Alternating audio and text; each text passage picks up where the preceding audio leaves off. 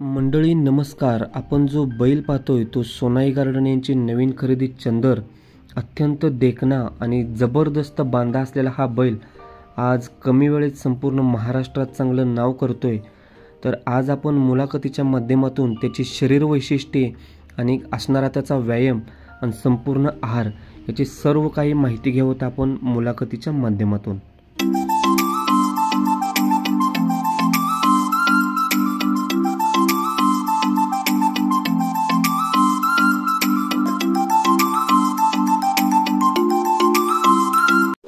मंडळी तुम्ही जर माझ्या चॅनलवरती नवीन असाल तर चॅनलला लाईक आणि सबस्क्राईब करायला विसरू नका आणि बेल आयकॉन घंटा दाबायलाही नक्की विसरू नका. आप्पा कसं आहे ते महाराष्ट्रातील नियोजनचा बादशाह आहे, सगळ्यांना माहितीच आहे. सगळ्यांनी माहिती. त्यामुळे काय आप्पा म्हणे ती पूर्व दिशा ना.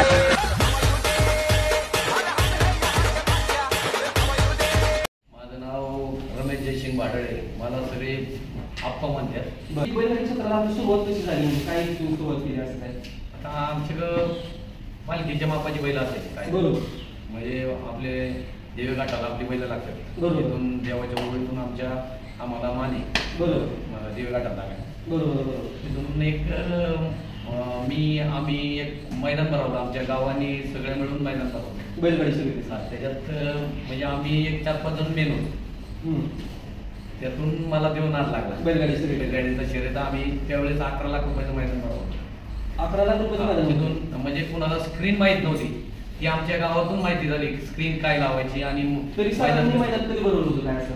ते मैदान भरवलेलं 2014 म्हणजे 2014 मैदान म्हणजे महाराष्ट्राचं पहिलंच मैदान असेल ते, जी सगळ्यात मोठं 11 लाख रुपये स्प्लेंडर गाडी ठेवली होती.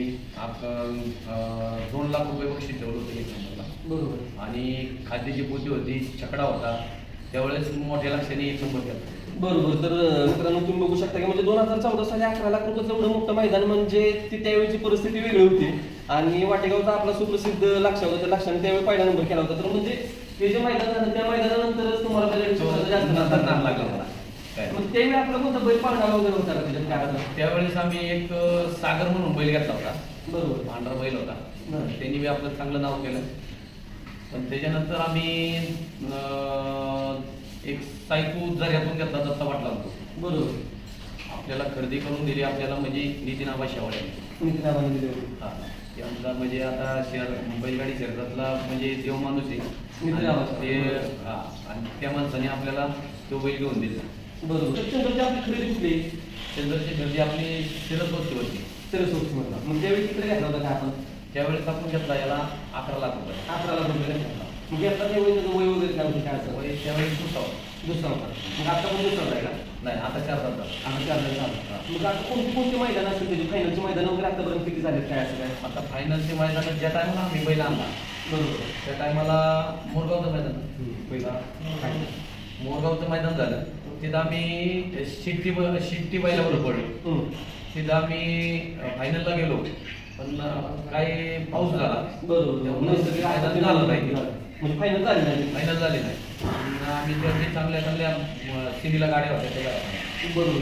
मला एक सांगायचं म्हणजे तुमच्या आठवणीत असं कोणतं मैदान सांगता येईल का ज्यावेळी तुमचा सायको होता किंवा चंद्र होता की जे मैदान बघितलं की बैलगाडी क्षेत्रात जरी निवृत्ती घेतली तर त्यात एक समाधान वाटतं, असं कोणतं तुमच्या आठवणीत मैदान? सायकोचं मैदान म्हणजे कुशेगावचं मैदान झालं. बरोबर.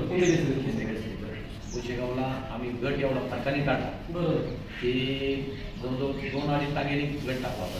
गट टाकला. त्यावेळेस धनावड्यांचा राणा होता.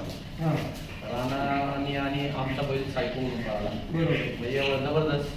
त्याच्यानंतर आम्ही मुंबईला सायकोला रेस करण्यासाठी गेलो होतो बिनजोड.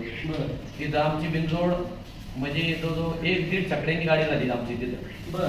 त्याच्यानंतर तो प्रॉब्लेम झाला त्याचा, तो जरा लिगामेंटचा, त्याच्यात कव्हर नाही झाला. बरोबर. म्हणजे लिगामेंटचा त्याचा प्रॉब्लेम झाल्यामुळे त्याला आम्ही सांभाळला चांगला बैल शेवट नंतर हे झालं. तर मला एक सांगा की आता बैलगाडी क्षेत्राविषयी काय सांगायचं की आता कित्येक लोकांची बैल वगैरे खरेदी करते काय करते, तर एवढी 50 लाख 7 लाख रुपये जर खरेदी करून जर बैलगाडी क्षेत्रात जर यायला असेल तर बैलगाडी क्षेत्र एक चांगलं आहे तुमच्या दृष्टिकोनातून? बैलगाडी क्षेत्र बघायला गेलं तर चांगलं आहे, बैलगाडी क्षेत्र वाईट नाही. पण त्या माणसाने किती घेतलं पाहिजे आणि किती केलं पाहिजे तुमचं सगळे घरची कामं करून ते केलं पाहिजे, तो आनंद घेतला पाहिजे. आणि बैल पळतो म्हणून रोज नाही गेलं पाहिजे. नाही तर तो नंदी पळतोय आणि तो माणूस आज या मैदानात गटाला मार खायला की दुसऱ्या मैदानात दुसऱ्या दिवशी लगेच दिसतोय. बरोबर. पण त्या बैलाने जायचं किती, खायचं किती आणि त्याचं ते रनिंग बरोबर ते बैलाचं होत. म्हणजे आता आम्ही तर स्वतः बैल आम्ही 10 दिवसांनी बैल बायका म्हणजे काय असेल ते 10 पण त्या 10 दिवसात आम्ही त्याला काहीतरी पोहणी देतो. बरोबर.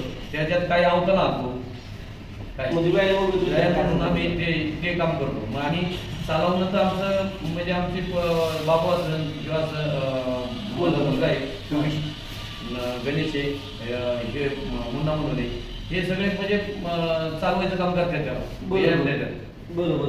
तर मला एक सांगा की आता बैलगाडी क्षेत्रात आता सगळ्यांनी नव्याने सुरुवात वगैरे चांगली केली. जर बैलगाडी क्षेत्रात एक छंद म्हणून जोपासलं पाहिजे का व्यवसाय म्हणून त्याच्याकडे बघितला पाहिजे? छंद म्हणूनच बघितलं पाहिजे. बरोबर.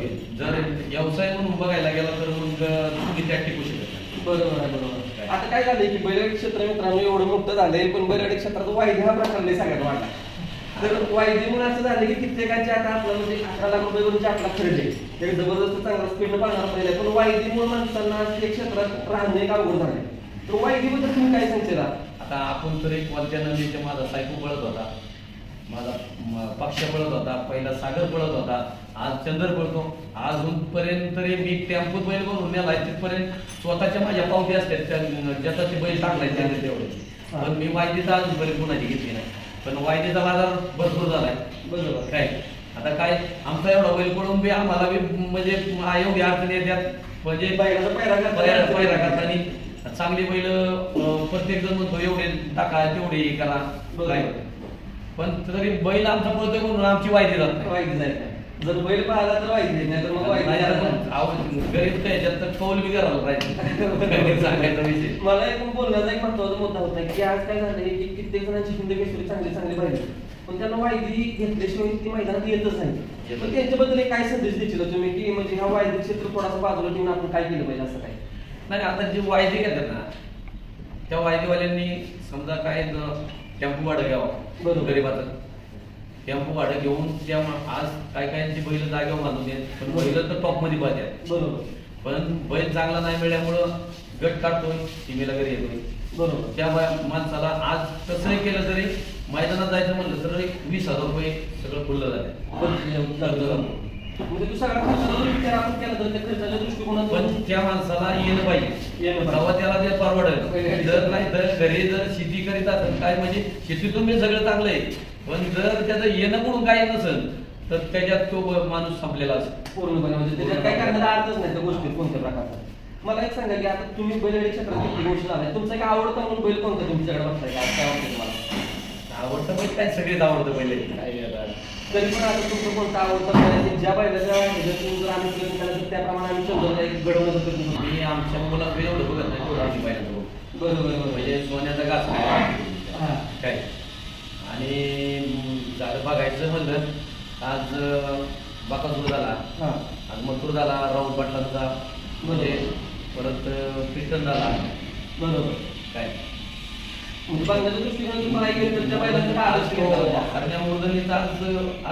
बैल किती पळतो. बरोबर. बरोबर. काय तर आता मला एक सांगा की म्हणजे आता काय प्रत्येकाची जोपासना वेगळी झाली, प्रत्येकाचा व्यायाम वेगळा झाला, त्या प्रकारची जर बैल आपल्याला तयार करायला झाली तर त्या प्रकारे व्यायाम काय दिला पाहिजे तुमच्या दृष्टिकोनातून? आता व्यायाम दिला पाहिजे बैलाला की बाबा समजा बैल 10 दिवसातूनच बाहेर काढला पाहिजे. बरोबर. कुणी बी असले. बरोबर. आणि त्या बैलाला जर तुम्ही त्या 10 दिवसात म्हणजे बैल गटाला मार खाऊया पण बैल 10 दिवसांनी काढायचा पाहिजे. बरोबर. परत त्याला व्यायाम दिला पाहिजे किंवा चालवला पाहिजे. कमीत कमी 1-1.5 किलोमीटर तरी चालवलं पाहिजे. बैलाला थोडा अवकाला आणला पाहिजे दोन्ही खाली. बरोबर. हे नाही झालं खाद्य उद्योग तुम्ही देत असाल त्याला खाद्य उद्योग कोणत्या प्रकारचे? आता आम्ही डाळ आणि मकाचा भरडा आणि साबण. बरोबर. आता तर काय आणि त्यातून आम्ही थोडं म्हणजे आता कोणत्या गरीबाला काही जमणार नाही पण आम्ही थोडं काजू बदाम हे ते त्याला भरडून आणलेले त्यातून देतो. बैल का आपलं कसं काय दोन्ही पब्लिक पण असेल तरी पब्लिकने उजून पब्लिक उजून. बरोबर. तर आता मला एक सांगा की बैलगाडी क्षेत्रात तुम्ही किती गोष्ट आहे तर त्याच्यात माणसाने काय झालं की आता बैलांना चांगली विक्रमी खरेदी वगैरे येते, विक्रमी मागणी वगैरे येते. त्याच्यात माणसांचं एक देणं काय असतं की आपण बैल नाही विकला पाहिजे किंवा बैल आपण ठेवला पाहिजे. तर त्याच्याबद्दल तुम्ही काय सांगता की बैलांना जर चांगली मागणी आली तर बैल दिला पाहिजे का, काय असं काय केलं पाहिजे का? ज्याचं घर त्याच्या वेळी बरोबर. तर ज्याला मागणी झाली आहे, तर चांगल्या पैशाला मागणी झाली असेल तर त्या माणसाने येऊन दुसरा काढावा. बरोबर.